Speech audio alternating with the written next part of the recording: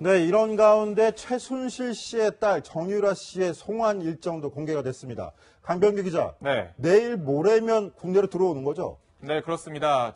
지난주에 저희가 이제 정유라 씨가 한국으로 송환될 거다라고 전해드렸는데, 늦으면 30일 정도 걸릴 거라고 예측을 했는데, 생각보다 빨리 한국에 도착합니다. 편도행 티켓을 끊었습니다.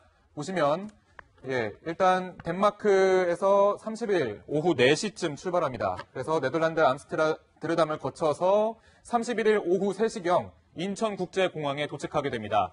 이렇게 도착을 하게 되면 검찰에서 즉시 체포하고 48시간 조사를 받게 됩니다. 정유라 씨가요.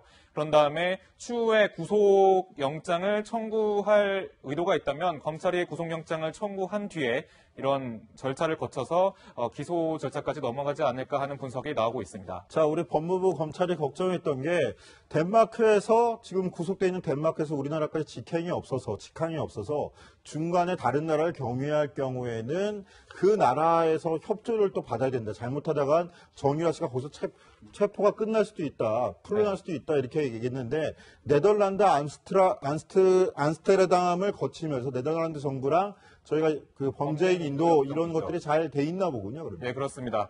일단은 네덜란드를 선택한 이유가 바로 그겁니다. 범죄인 인도 협정이 잘 돼 있기 때문에 일단 정유라 씨가 거쳐서 한국으로 넘어오게끔 하는데 전혀 무리가 없도록 그런 절차를 거친 것으로 확인되고 있습니다. 네, 그리고 정유라 씨가 강제 추방이 아니라 이제 범죄인 인도조약 협의에 따라서 함께 송환돼서 오는 거기 때문에 그렇게 경유를 하더라도 그런 문제는 협조만 한다면 암스테르담에서 그 현지와 협조만 한다면 문제가 없을 거라는 게 전문가들 설명이었습니다. 그렇군요.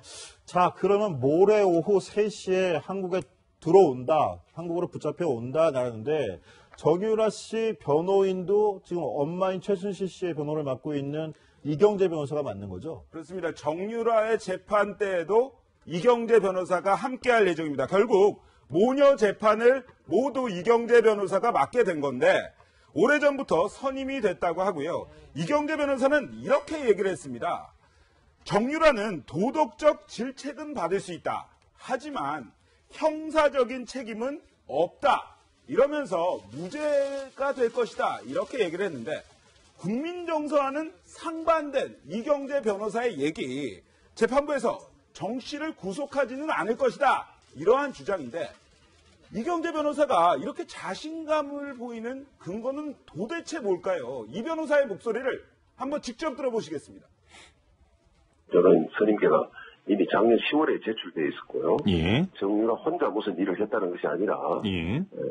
자기 어머니와 공범, 또 아니면 대학 교수하고 공범이다 이렇게 돼 있는데, 예. 상당히 저희들이 보기에는 검찰이 이런 부분은 입증하기 어렵고 현재까지 입증되지도 않았다고 그렇게 보고 있습니다. 특검 수사 예. 이런 과정에서 드러날 것은 다 드러났습니다. 예. 그래서 정유라가 입국해서 조사받는다 해서 달라질 부분은 없습니다. 자, 이현수 기자. 네. 결국 저 말은 정유라가 주도적으로 한 게 아니라 엄마인 최순실 씨가 주도적으로 했고 그렇죠. 이미 구속돼 있기 때문에 정유라 씨가 추가 처벌을 받을 일은 없을 것이다. 이렇게 변호인 입장이니까 이렇게 얘기를 한 것 같은데요.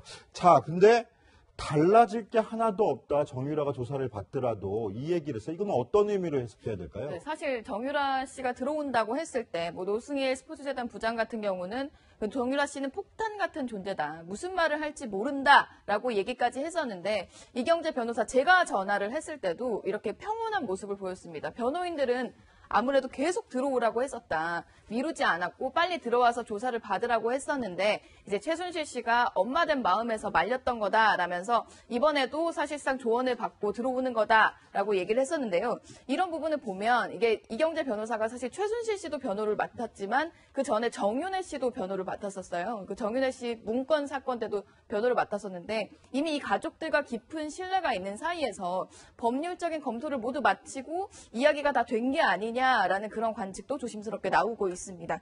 정유라 씨가 실제로 덴마크에서 체포된 이후에 이제 자기는 아무것도 모른다라고 하면서 사실상 빠져나가는 듯한 인터뷰를 하기도 했었는데요. 직접 목소리 들어보시죠.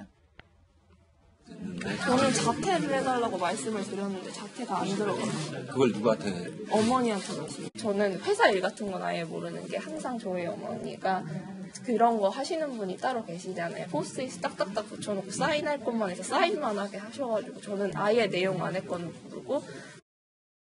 예, 하지만 이 최순실 씨의 진술이 혹은 뭐 여러 법정에서의 그 증언이 좀 달라질 수가 있는 게요. 일단은 최순실 씨가 수사를 받기 위해 독일로 들어온 이유가 이 정유라 씨는 수사 대상이 되지 않았으면 혹은 뭐 질타를 받지 않았으면 하는 보호하고자 하는 마음에서 들어왔거든요.